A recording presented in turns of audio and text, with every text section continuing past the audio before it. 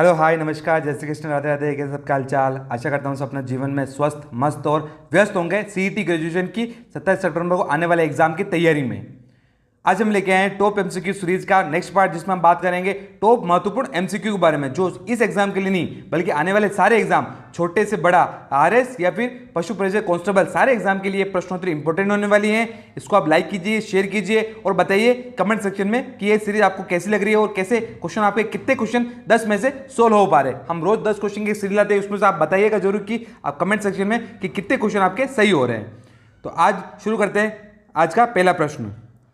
पहला प्रश्न है, निम्नलिखित में से कौन दबाव समूह की विशेषता नहीं है? जो प्रेशर ग्रुप होता है उसकी विशेषता नहीं है। नहीं बताना है तो नहीं पे आप अंडरलाइन कर सकते हैं। यह बाहर से प्रभावित करने की कोशिश करता है। दूसरा, इसकी सदस्यता बड़ी होती है। तीसरा, यह सक्रिय रूप से राजनीतिक दलों से जुड़ा होता है। अगला, इसके सदस्य किसी भी समूह में शामिल हो सकते हैं। आपको बताना है प्रेशर ग्रुप से संबंधित जो सत्य नहीं है उसका चयन करना आपको। इसका प्रश्न का उत्तर आप वीडियो को पॉज करके दे सकते हैं।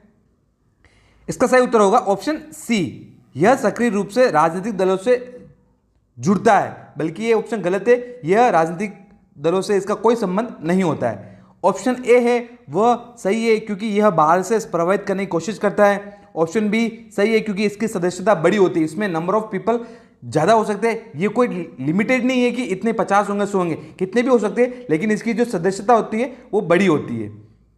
डी है, इसके सदस्य किसी भी समूह में शामिल हो सकते हैं। तीनों इसके ऑप्शन सही है, तो ऑप्शन सी इसका सही है क्योंकि यह सत्य नहीं है। अगले चलते हैं नेक्स्ट क्वेश्चन की तरफ दोस्तों।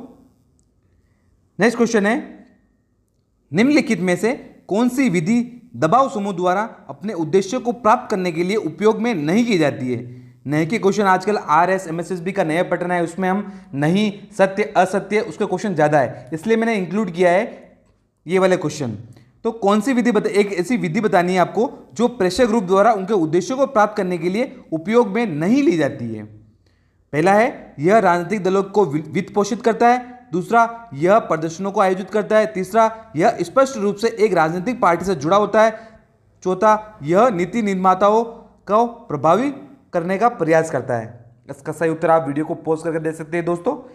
इसका अगर सही उत्तर की बात करें तो पहला कह रहा है यह राजनीतिक दलों का वित्त पोषित करता है। यस, यह बात राजनीतिक जो नेशनल पार्टी होती है उसको फंड करता है, फंड वित्त पोषित करता है, फिनांस प्रोवाइड कराता है।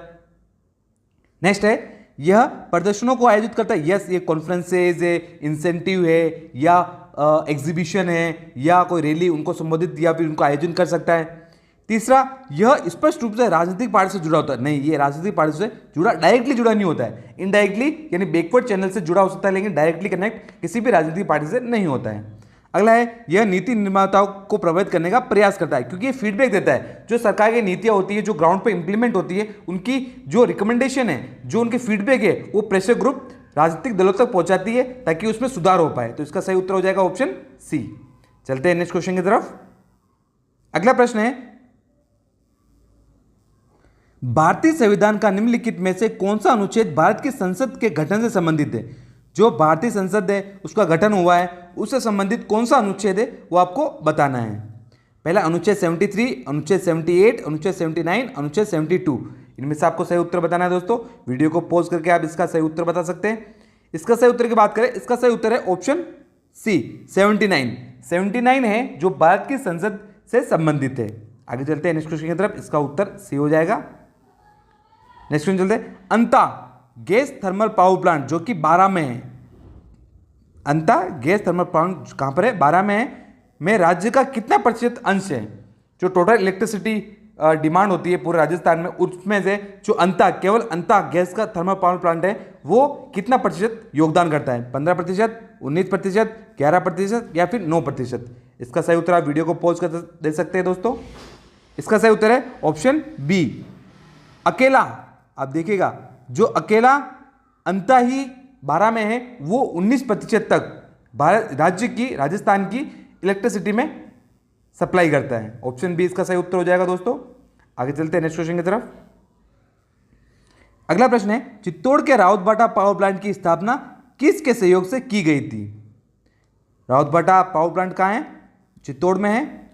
इसकी स्थापना किसके सहयोग से की गई थी? कनाडा, रूस, अमेरिका, विश्व बैंक। आपको इसका सही उत्तर बताना है दोस्तों।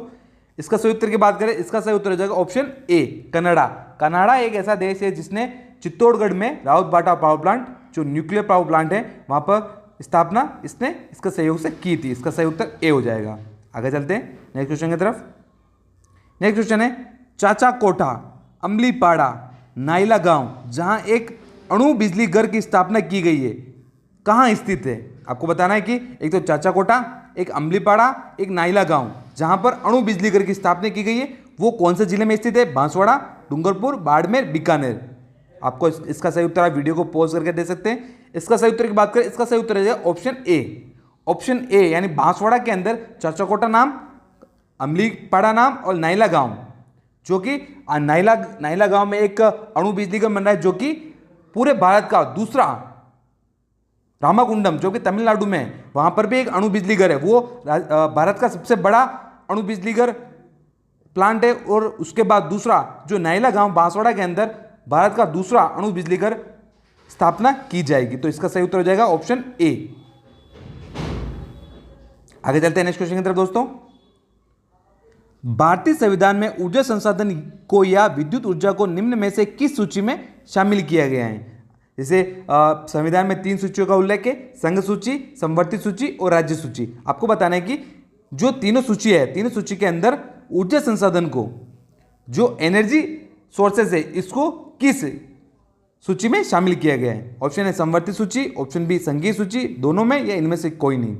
इसका सही उत्तर आप वीडियो को पॉज करके दे सकते हैं। इसका सही उत्तर होगा ऑप्शन ए, समवर्ती सूची। इसलिए आप देखते हैं दोस्तों, समवर्ती सूची ऐसी सूची होती है जहां पर केंद्र और राज्य दोनों मिलकर नियम बना सकते हैं। इसलिए आप देखते हैं दोस्तों कि राज्य में और केंद्र में राज्य कभी भी अपने यहाँ पर प्लांट स्थापित कर सकता है, चाहे वो जैसलमेर, जोधपुर, बाड़मेर, वहाँ पर सौर ऊर्जा से संबंधित पार्क हो, प्लांट हो, या फिर केंद्र के द्वारा स्थित नाइला गांव में अणु बिजली घर प्लांट हो, तो वो दोनों ही, केंद्र और राज्य सरकार दोनों परस्पर अपने स्तर पर विद्युत ऊर्जा का ऊर्जा संसाधन के अंतर्गत कोई भी प्लांट स्थापित कर सकते हैं। इसका सही उत्तर हो जाएगा दोस्तों ऑप्शन ए। आगे वाला अगला प्रश्न की तरफ चलते हैं दोस्तों। अगला प्रश्न है राजस्थान में राज्य विद्युत मंडल की स्थापना कब हुई थी? इलेक्ट्रिसिटी बोर्ड की स्थापना कब हुई थी राजस्थान में? 1 जुलाई 1960 को, 1 जुलाई 1957 को, 10 जुलाई 1957 को और 12 जुलाई 1958 को। इसका सही उत्तर आप की बात करें, इसका सही उत्तर हो जाएगा 1 जुलाई 1957 को राजस्थान राज्य विद्युत मंडल की शुरुआत की गई थी, स्थापना की गई थी। इसका ऑप्शन बी सही हो जाएगा। आगे चलते हैं नेक्स्ट क्वेश्चन की तरफ। नेक्स्ट क्वेश्चन कह रहा है राजस्थान के कितने प्रतिशत गांवों को वर्तमान में विद्युतीकरण हो चुका है? Electrification of village. राजस्थान के कितने प्रतिशत गांव हैं जिनका इलेक्ट्रिफिकेशन या विद्युतीकरण हो चुका है? Option A 90%, option B 95%, option C 98.3%, option D 94%। आपको इसका सही उत्तर बताना दोस्तों। इसका सही उत्तर आप वीडियो को पॉज करके दे सकते हैं। अगर इसका सही उत्तर की बात करें तो इसका सही उत्तर हो जाएगा 98.3% राजस्थान में ऐसे गांव हो चुके हैं जिनका इलेक्ट्रिफिकेशन, जहां तक बिजली पहुंच गई है। इनमें निम्न योजनाएं आती है, जैसे जैसे केंद्र सरकार की आती है हर घर बिजली योजना, सौभाग्य योजना। तो इस योजना के अंतर्गत राजस्थान में सभी गांवों को विद्युतीकृत कर, लगभग सभी गांवों को विद्युतीकृत किया जा चुका है।